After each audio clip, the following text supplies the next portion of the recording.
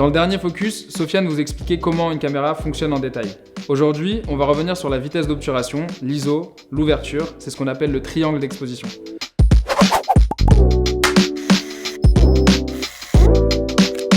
Ce triangle, il va servir à obtenir la meilleure exposition possible en touchant à 3 réglages. Mais attention, il y a des petits détails à connaître avant de se lancer. On commence par l'ISO. Il va permettre d'obtenir plus ou moins de luminosité. Plus la valeur de l'ISO sera élevée, plus l'image sera lumineuse.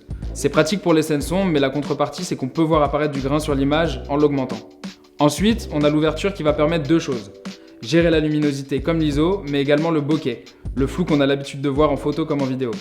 L'ouverture, elle est représentée par un F, puis un chiffre. Plus ce chiffre est petit, plus l'image est lumineuse et le bokeh présent. Enfin, on a la vitesse d'obturation. Pour un rendu cinématographique, elle doit toujours représenter le double du nombre d'images par seconde, ou la valeur la plus proche disponible sur la caméra.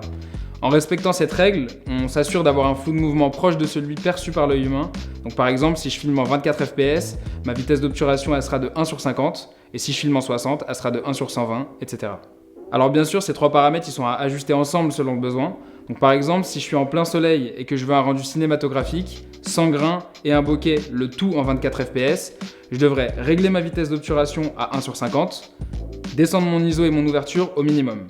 Mais ma scène sera très exposée, et c'est là qu'intervient le filtre ND, qu'on vient placer sur l'objectif pour rendre l'image plus sombre sans devoir toucher au réglage. On voit ça ensemble dans une prochaine vidéo.